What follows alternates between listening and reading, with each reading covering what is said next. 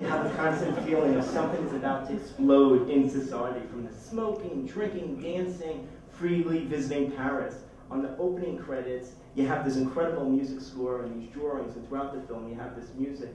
Could you discuss alone briefly how you came up with this music of about what's to happen with the rest of the 60s?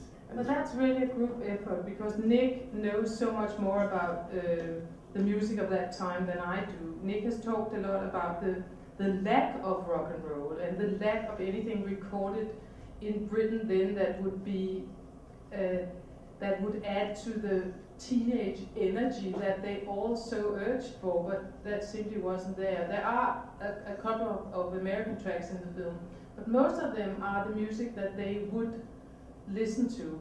And I think that it gives you more of the flavor of the period that you have those tracks, and then it's obviously combined with a score that's more emotional and that's more there to stress Jenny's fragility and the drama.